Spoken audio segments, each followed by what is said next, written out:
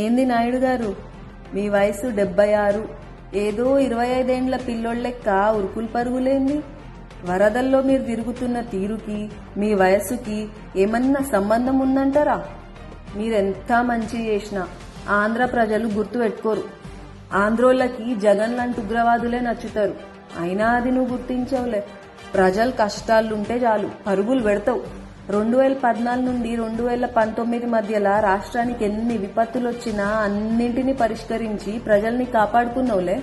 Hudhud లాంటి భయంకరమైన తుఫాన్ ఎదుర్కొని ప్రాణ నష్టం లేకుండా చేసి వైజాగ్ ని 10 రోజుల్లో తీర్చిదిద్దినావు. తిత్లీ తుఫాను సైతం ఎదుర్కొని ప్రజల్ని కాపాడుకున్నావు. అన్ని చేసినా నిన్ను 2019లో ఓడిచ్చిరు కదా, జగన్ లాంటి ఉగ్రవాదిని గెలిపించిరు కదా. 2024లో కూడా నిన్ను గెలిపించింది నీ మీద ప్రేమతో అనుకుంటున్నావేమో చంద్రబాబు. కాదు, చదువుకున్న ప్రజలు ఉగ్రవాది పాలనని చూసి భయపడి చదువుకున్న వాళ్ళు బయటికి వచ్చి ఓటేస్తే నువ్వు గెలిచినావు చంద్రబాబు. మళ్లీ ప్రజలకు ఏదో చేయాలి అనే తపన, రాష్ట్రాన్ని గాడిలో పెట్టాలనే సంకల్పం, తెలుగువాడు గర్వించే రాజధాని పోలవరం పూర్తి చేయాలనే పట్టుదల, భావితరాల భవిష్యత్తు కాపాడాలనే కోరిక చూస్తుంటే నువ్వు పుట్టిన గడ్డ మీద నీకు ఎంత ప్రేమ ఉందో అర్థమవుతుంది. కానీ ప్రజలు ఇవేవి గుర్తుపెట్టుకోరు చంద్రబాబు.